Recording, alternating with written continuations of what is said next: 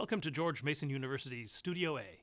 My name is Rick Davis, and today our guest is Kevin McCarthy. He's a film critic for Fox 5 TV and 106.7 The Fan, and a Mason alum. Please welcome Kevin McCarthy. How's it going? Can we blow it up? I want to blow it up, though. Yeah, please. Oh, blow it up. Did I just... Yeah, you got to blow it up. Can I do that again? Yeah.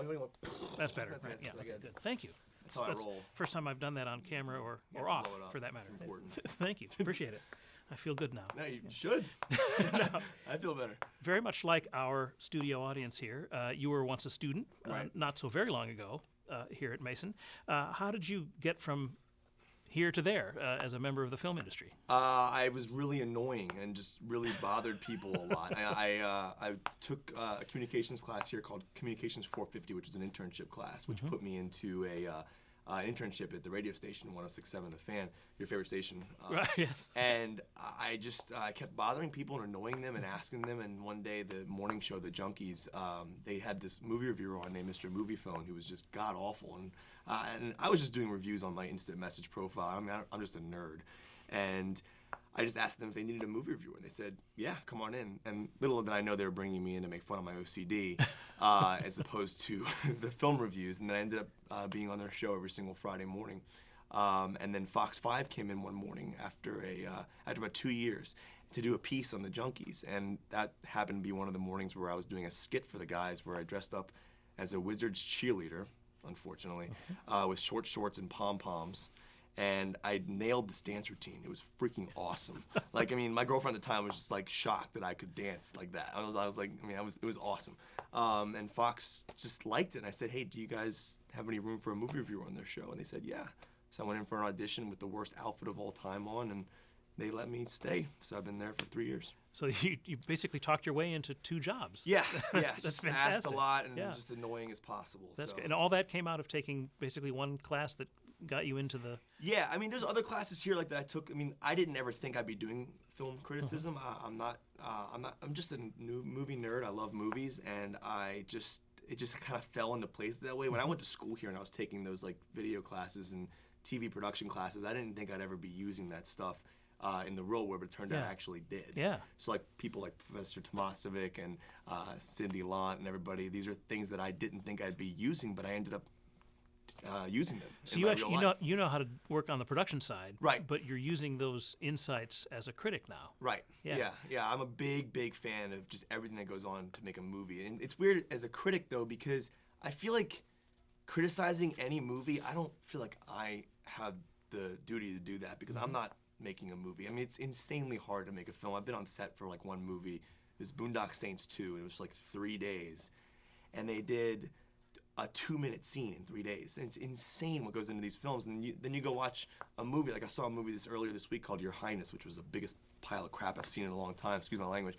But yeah, but everything that went into that, though, I'm sure took a lot of hard work and editing. Tremendous skill, even if the result. Right, exactly. Even if the result is bad, it doesn't connect to the audience. I still admire what would happen behind the scenes. So yeah, it's kind of cool being on the production side and then criticizing that. And it must give you an advantage as a critic, because some critics come at it from a completely literary background or a completely theoretical background. Right. A lot of critics are way smarter than I am. Essentially, I'm just the kid who loves movies and watched Terminator 2 45 times when I was growing up. I used to ride my bike up to Blockbuster and get it all the time. So I'm just kind of like this nerd who just loves to tell people if they should see a movie or not, whether or not I'm right or wrong. I don't know, but I just kind of like to review movies. Yeah. So you are the film critic for a major TV outlet here in the DC region. What's your day like? What's your week like? How does life go for a... Well, I go to a movie every Monday through Thursday. I go to a movie at 7:30, and it gets out at 9:30. I go home, write my review, and then Friday mornings I get up at 5. I do my review on Fox 5 at 6:40 a.m. Tune in, everybody. Yeah. And then I do the Junkies at like 8:30, 9 o'clock. So you're on the TV first, and then the radio. Yeah.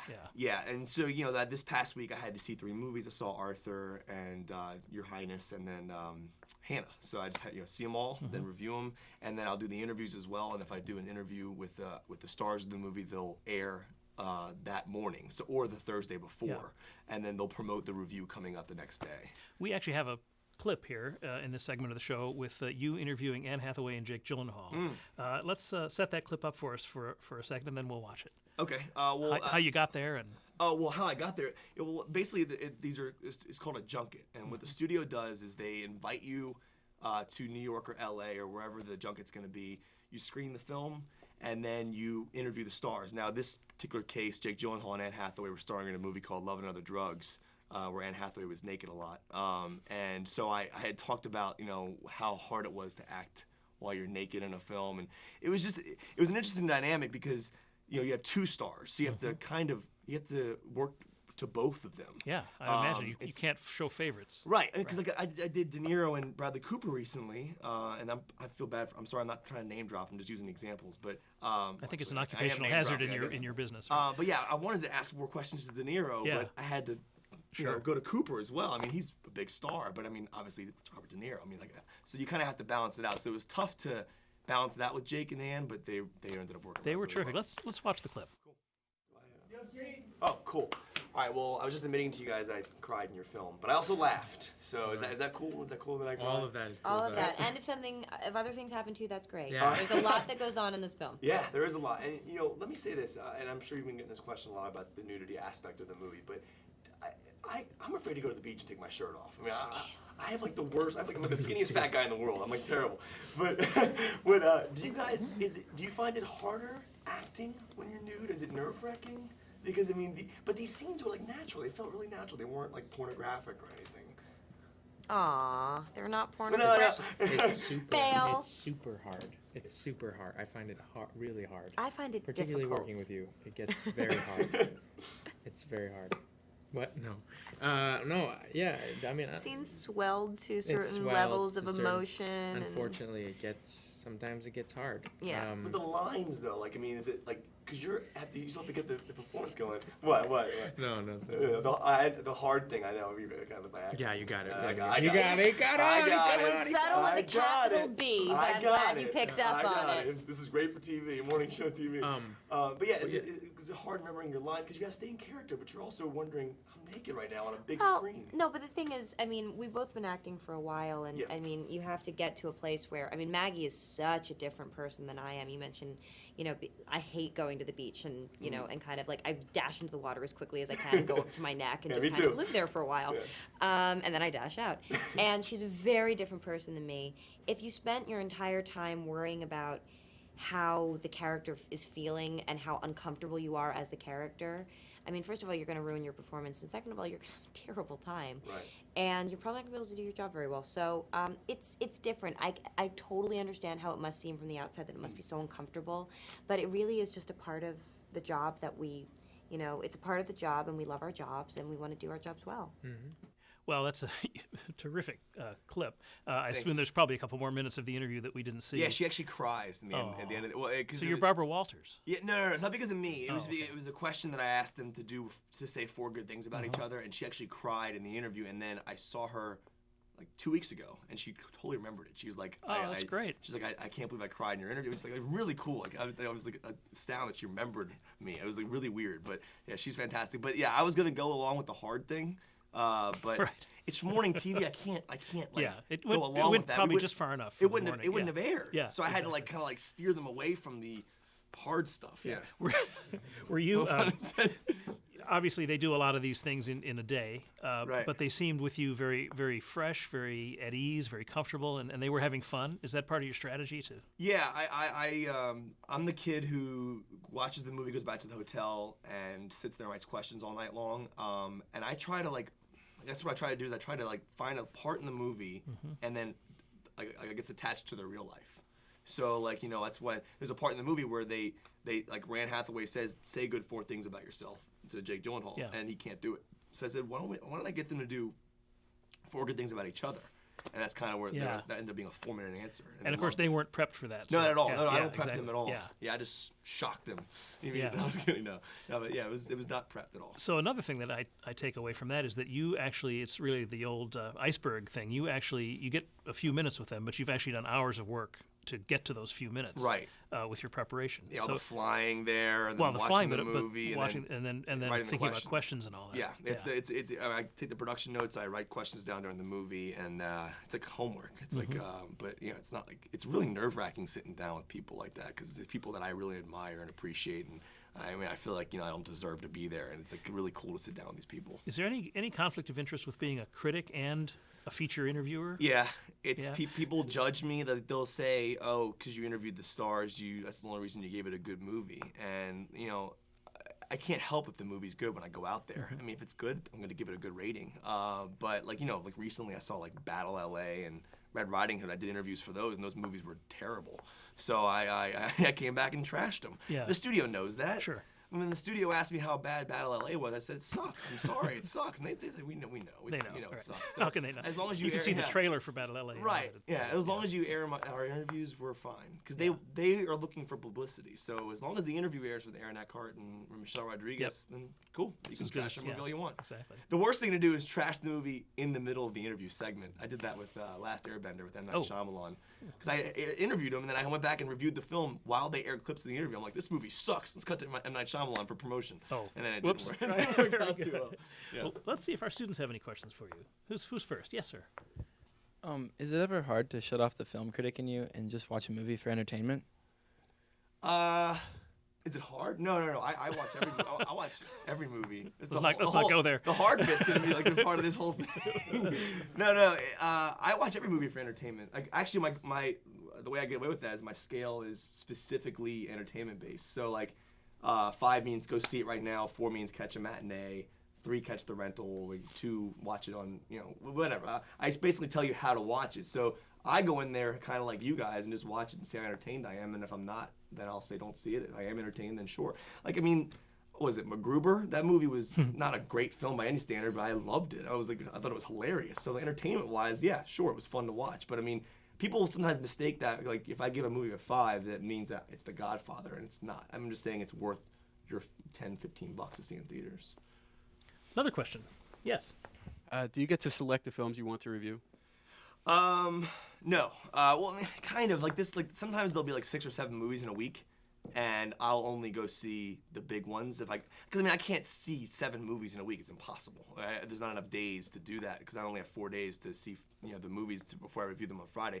So this week I chose to see the 3 big releases. There are other ones. I think Soul Surfer came out, and that was like a smaller film. So I just decided I can't do that. I'd rather do Arthur or Hannah, the big release, which is opening wide. So yeah, I do select which ones I see pretty much, but I have to see the big ones.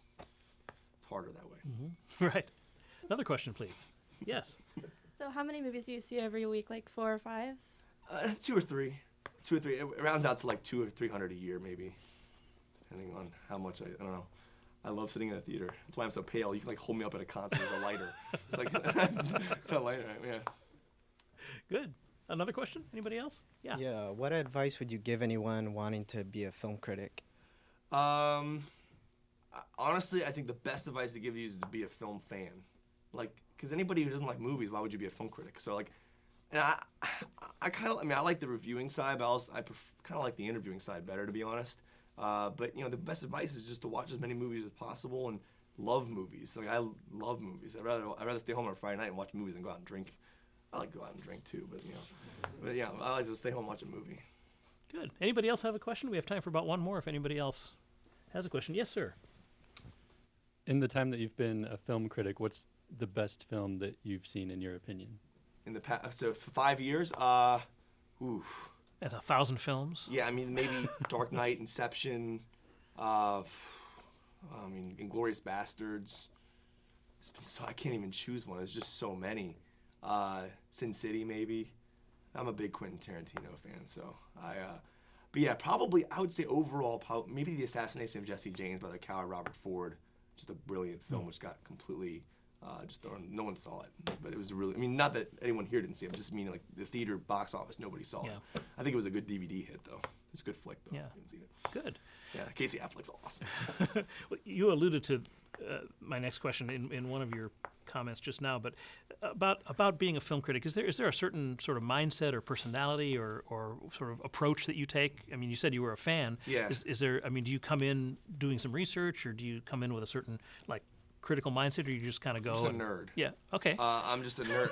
I'm seriously just a nerd. Like I cry when I watch like Iron Man or something like that because it's just so awesome. Like I love a good action movie. Yeah. I love a good, and I just go into the movie. I mean, if it's a Quentin Tarantino film, yeah, that's one of the hard things. Is if you're a big fan of the director and you go in and watch one of his movies, you kind of have to separate your fanboyism area, whatever, and then try to watch it and tell people what's going to be entertaining or not. Like Kevin Smith's one of my favorite directors, and he did a crappy movie called Cop Out. I had to destroy it. I love Kevin Smith, but the movie was just dreadful. I'd rather stare at a wall for 8 hours. I mean, it was just like horrible. But yeah, it's hard to set aside that. But I go in as a nerd, to be honest. I don't know Have you ever been quoted in an ad? Yeah, I got quoted in the Jake Gyllenhaal, the Lovin' on the Drugs ad. That was weird because it was like on TV, and I was like, seeing my name pop up on TV. I was like, I'm not that important. I mean, I don't know what the hell's going on here. But yeah, one time. They quoted me, like I write reviews for Rotten Tomatoes, and I posted a review for Twilight, which not that bad. Everyone hates Twilight, but I didn't think it was that bad. And I said, it sold a few tickets though. Yeah, $1.6 billion. Right. I said, for its intended audience, I was surprised how intense and powerful this movie really was. So I open up the New York Times Sunday morning, and it's intense and powerful, exclamation point, on the freaking ad. I'm like, what? Are you serious? Yeah. And you totally quoted me out of context. But I was actually kind of cool with it. I was like, this is awesome. You always suspect that happens, right? When you see those quotes, and now we know. Yeah, now you know. Yeah, that happened. This is good. Okay, breaking news, ladies. Breaking news. Yeah. Has your taste or your aesthetic changed over 5 years in watching all those hundreds, if not thousands, of films? Yeah, I mean, I've always, as cliche as it sounds, I like everything. I'm game for a good chick flick. I'm game for anything. I mean, yeah, I still think I still have the same taste though. I've admitted to crying in The Notebook, but then I also like freaking action movies. I mean, I'm all over the place. But yeah, I think I'm still kind of like the same nerdy kid 5 years ago that just loved. I see movies open multiple times, opening weekends. I saw Inception like 4 times.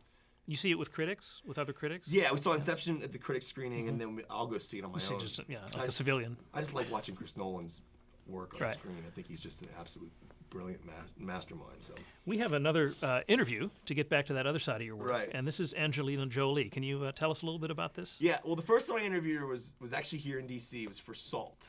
And that was the most nervous I'd ever been in my entire life because I just started doing these TV interviews in like July. And I was just so I was shaking before I walked in the room. I didn't really know what to do. This is a big star. You can't say the wrong thing. I don't want to mess it up with the studio. And I walked in, and she immediately just started talking to me like I don't know a person. I'm just like, cool. And she's just a really chill human being. Talked about her, she name dropped Brad a lot. Her boyfriend, husband, whatever you want to call him. And she talked about her kids, and she's fantastic. So the clip you're going to see here is the second time I talked to her, which was for The Tourist. The studio flew us out to Paris. It was her and Johnny Depp. So this beautiful hotel room we're about to see is in Paris. This is in Paris. Right. Yeah, I went to Paris to interview Angelina Jolie, which was like unreal. I still can't believe I did that. I mean, it's like freaking me out still. Yeah, wow. I'm a little freaked out. Okay. Yeah, let's watch the clip. I love this movie. You have 2 great movies this year. Oh, I love thanks. your movies, so it's good stuff. You're the first. It's my first interviews where I'm hearing what people think of the movie. So it's that day where you kind of think, oh.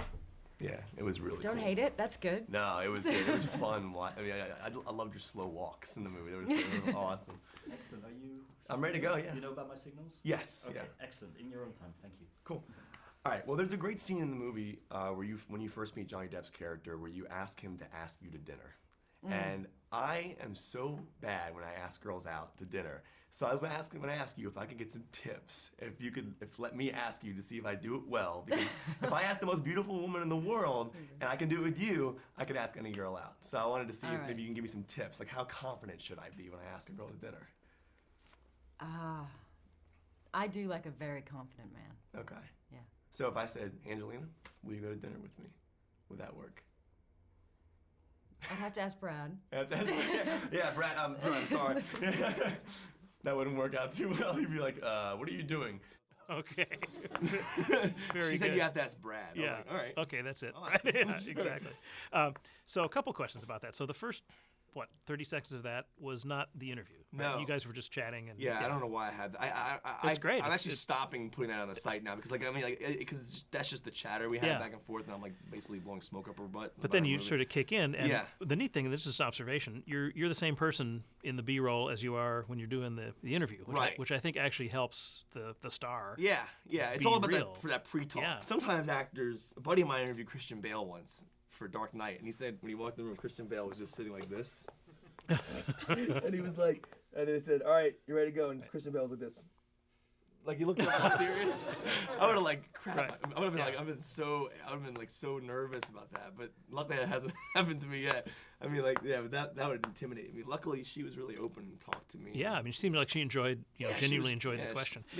Did that have anything to do with the film, or was it just to have a nice conversation? Oh no, I actually liked the movie. I mean, it wasn't great or anything like that, but I mean, it was fun. I mean, I always find it if you talk because they always want to know what you think about it, and she hadn't heard any reviews yet, so if you kind of make them feel a little comfortable, and then when we air that interview, we don't play that stuff. Yeah, sure. Because I mean, I'll criticize the movie on another level, but I mean, to talk to them, get them all hyped up. But I mean, like, I don't know. If the movie sucks, I kind of don't really say anything. Yeah, exactly. Yeah, I'm not Shyamalan for Last Airbender. His movie blew, and I was just like, yeah, nice to meet you, man.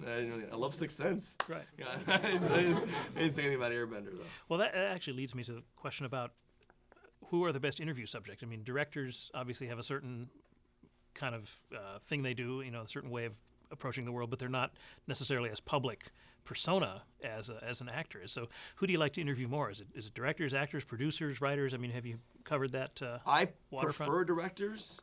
But my station wants the actors. Sure. They're not going to air the director unless it's like Spielberg or Quentin Tarantino. I know a buddy of mine actually had to choose between Quentin Tarantino or Brad Pitt for Inglourious Bastards. I would have gone Quentin. Wow, absolutely. Easily. I mean, Brad Pitt's cool and all. I love him. Don't get me Yeah. wrong, he's awesome. But I want to talk to Tarantino. Yeah. I've only interviewed him over the phone, and he was awesome. But I mean, that personally, directors have more to say, in my opinion. But I mean, the actors are fantastic as well, especially if you get a good one who talks a lot. But prefer directors. Yeah. Ever talk to writers?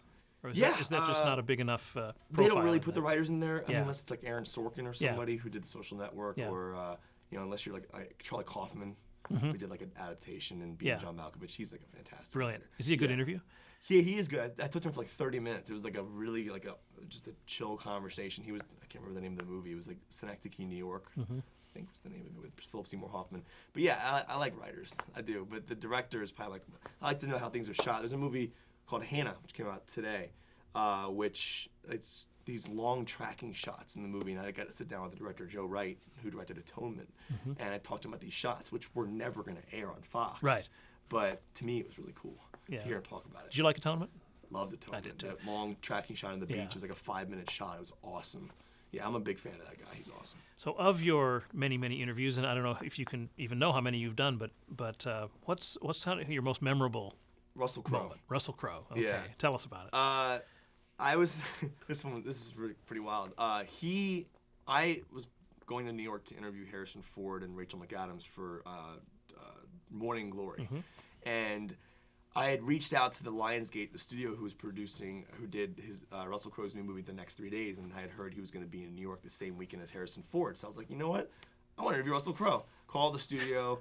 They said, no, I'm sorry, his schedule's booked up. We can't fit you in. I'm like, that sucks, whatever. So this is like Wednesday. I'm like, okay, I'll just cut my losses. So I get on the train Friday to go to New York to interview Harrison Ford. And while I'm on the train, Russell Crowe tweets. Like he tweets out to his 100,000, 200,000 people, whatever, and he goes, oh my gosh, I'm in the same hotel as Harrison Ford. I'm freaking out. I have to get an autograph for my kids. I want to get a picture with Harrison Ford. And I'm like, wow, this is kind of cool, like seeing an Academy Award-winning star freaking out over another actor who's in the hotel. I mean, it's Han Solo and Indiana Jones. Right. So I just tweet back to Russell Crowe. Now, Russell Crowe's not following me, and I had like a 1 in 200,000 chance of him actually seeing my tweet. I just said, hey, Russell, I don't know why I called him by his first name. I don't know him, but I said, hey, I'm coming to New York right now to interview Harrison Ford. Called the studio, couldn't book you. They said you were too busy. And then I put a little sad face emoticon. Gets him every time. A colon and then this. Right. And then immediately, like 3-4 minutes later, I get a tweet back, and it says, Russell Crowe, it says, at Russell Crowe, tell the studio I told you to ask them one more time. I was like, all right. Wow. I mean, Gladiator's telling me to do something, I'm going to do it. So I called the studios Friday at 5 o'clock. They weren't too happy to hear from me. I was like, hey, I'm sorry, it's Kevin. Maximus told me to call you guys and, see if I could get an interview with Russell Crowe. And he goes, nah. They're like, hey, no, we can't do it. It's too late. How dare you go behind the back of the studio? Shame on you. And they're like mad. I was like, all right, that didn't go over too well. So I tweet them back, Russell, sorry, bad news. They won't let me do it. So next morning, I'm like sitting there getting ready to interview Harrison Ford. And I got a phone call from this lady, Suzanne. She's like, hey, Kevin, is you there? I was like, yeah. She goes, Russell Crowe called the studio. He wants you added to his interview list today. I was like, whoa. Man. I was like, that's pretty wild. I was like, wow. Yeah. And I was like, I wasn't prepared. I hadn't seen the movie. So I walked downstairs to the studio and I said, hey guys, Russell Crowe told me to come here, which is kind of weird. And I walked out and they're like, all right, we'll fit you in. Like, I haven't seen the movie yet. I'm like, all right, whatever. I wrote down like 4 or 5 questions. Ended up being like one of my favorite interviews because like it was a movie that you could talk about morals with. So it was kind of a good thing. I saw him in the hallway. I didn't tell him my name. He walked past me and I'm like, he was like going to go number 1 in the bathroom. And said, hey, thanks for adding me to your list. And he goes, are you Kevin? I was like, yeah. He goes, nice to meet you, mate. And then we did the interview. He told the whole story on camera. It was awesome. And then we keep in touch sometimes. Like he tweeted me the other day and asked him, like we were talking about how we were doing and stuff. It was pretty cool. This might be the sole and only reason to be on Twitter, I think. Yeah, I love Twitter. Just to get something like that. Yeah, I love Twitter. Same thing happened with the director of Toy Story 3. It was like they'll tweet That's you back. That's fantastic. Yeah. So 30 seconds. What do you want to do with your life? I want to be a director. Mm-hmm. I want to work. I want to direct. I've always wanted to direct. And Quentin Tarantino and Alfred Hitchcock are like 2 of my favorite directors of all time, and I've wanted to make films. I want to be on the other side of the interview chair. Mm-hmm. It's fun over here. Yeah. No. But I want to make something that emotionally affects people, and then have people talk to me about how it affected them. Yeah. That'd be so cool to like. I want to affect people. Right now I'm just kind of interviewing people. So. Kevin McCarthy, you've been great today. Thanks for Rick. being here. Blow it up, my friend. I just learned that. My name's Rick Davis. This is Studio A. Thanks for watching.